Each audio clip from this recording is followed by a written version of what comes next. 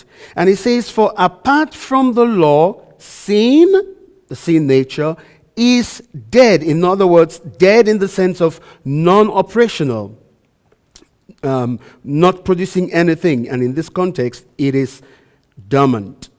Verse 9, he says, I was once alive apart from the law, but when the commandment came, sin became alive. It wakes up out of its dormancy, and I died, which means to render ineffective. Verse 10, and this commandment, which was to result in life, that is to bring life, proved to result in the death for me. Why death? Because it activates his sin nature. Verse 11, for sin, taking an opportunity through the commandment, deceived me, and through it, it killed me. It killed me. Killed here is actually talking about carnal death, which means to be non-productive in the spiritual life. For sin, taking an opportunity through the commandment, deceived me, and through it, killed me. So then, the law is holy, and the commandment is holy, and righteous, and good. Therefore, conclusion, did that which is good become a cause of death for me? May it never be. Emphatically no. Rather, it was sin, in order that it might be shown to be sin by effecting my death through that which is good, so that through the commandment sin would become utterly sinful. So, point one, the thought that Paul conveyed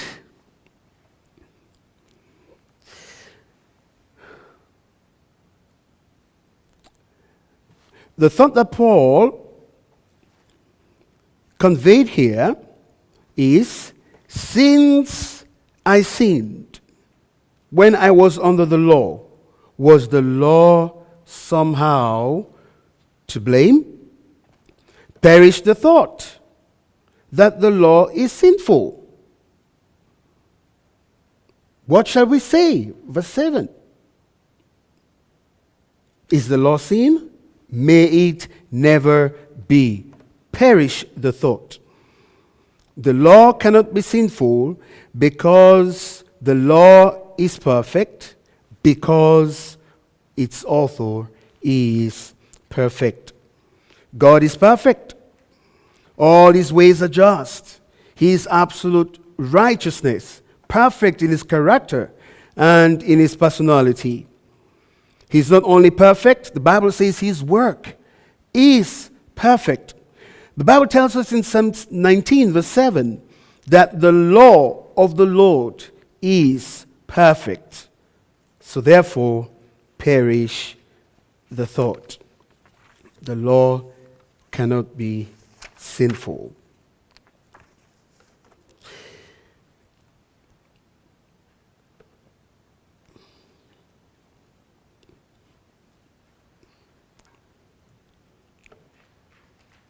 Okay. So don't blame the law because you sin. Point B.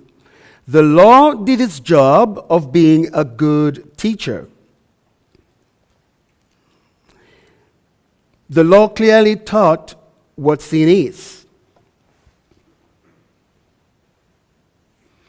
Paul was ignorant of coveting until the law taught him that it was sin. Most people are ignorant of this type of sin, regardless of their culture or background. The point is, God gave the law to introduce everyone to sin. Verse 7 again, what shall we say then? Is the law sin? May it never be. On the contrary, I would not have come to know sin except through the law. For I would not have known about coveting if the law had not said, you shall not covet. The Old Testament collectively defines sin as missing the mark or the standard. It is also defined as rebelling against the one setting the standard. It is defined as willfully perverting the standard by choosing another way of living. And I normally define sin as the inward act of rebellion toward God, which is expressed in outward acts of disobedience. Sin is rebellion towards God. So we see that Paul continued the thought. If the law is perfect, what went wrong? If the law is perfect, why did I sin under the law? Verse 8 says, but sin, the nature, taking opportunity through the commandment, produced in me coveting of every kind. For apart from the law, sin is dead.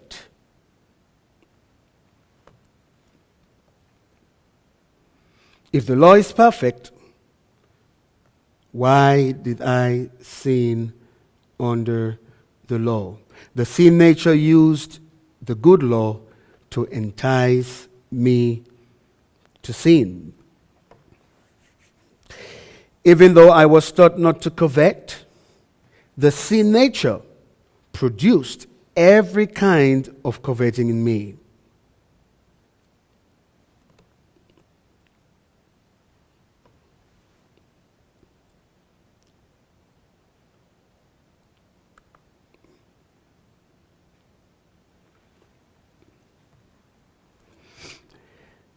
Before the law, Paul says, I was free from cares. Without the law to exploit, the sin nature doesn't have power. Therefore, trying to live the Christian life by the law, all rules of do's and don'ts, never work. When the law came, the sin nature was activated, stimulated, and triggered. Finally, when the sin nature, that is the flesh, got into play in my life, I died. And this is exactly what we see in verse 9. Verse 9 says, I was once alive apart from the law, but when the commandment came, sin became alive, that is, it wakes up out of its dormancy, and I died, which means to be rendered ineffective.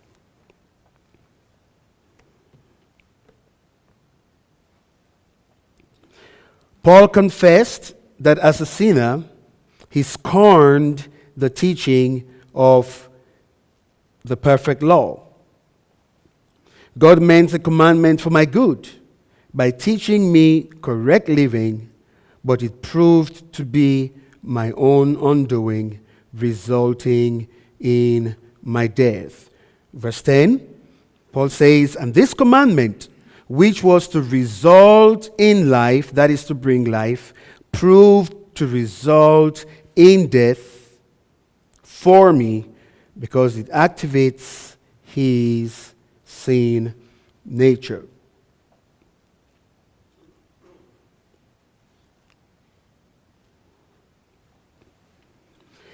My own sin nature, seizing the opportunity, took advantage of the law and destroyed me. And if you look at verse 11, he says, for sin, that is the nature, taking an opportunity through the commandment, deceived me. And through it, that is the commandment, killed me. The commandment made me non-productive in the spiritual life. he says. Through the law, the sin nature first deceived me. Second, through the law, the sin nature killed me.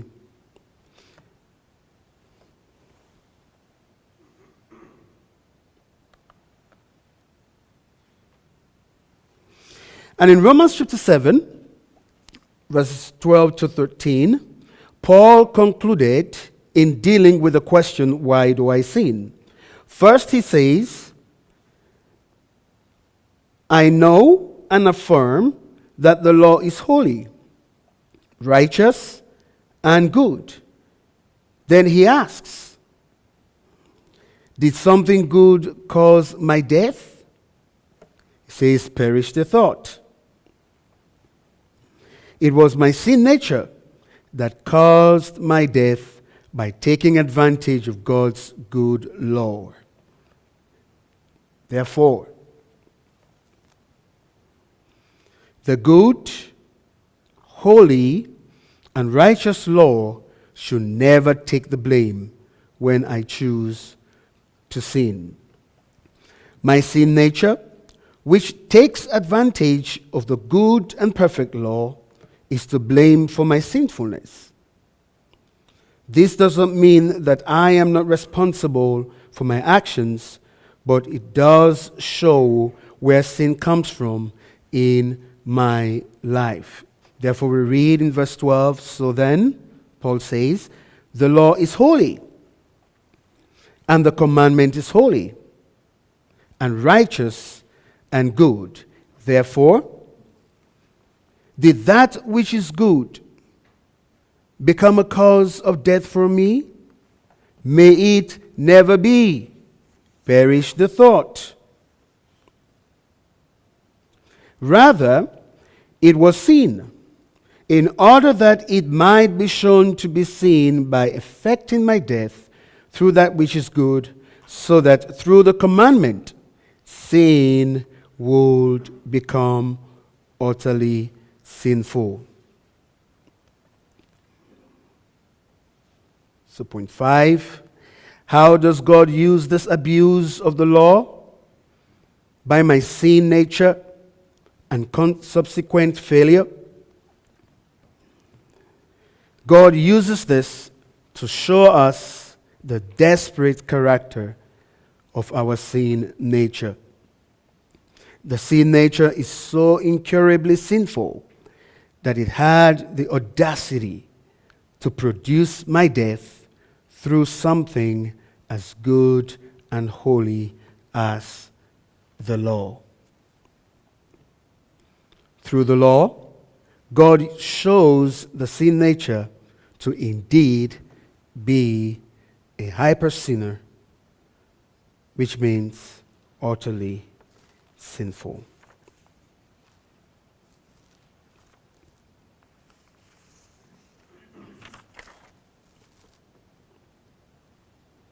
So, what was Paul's life like? Under the law. It wasn't as good. Thank God that God has given us the Spirit to live the life to which we are called.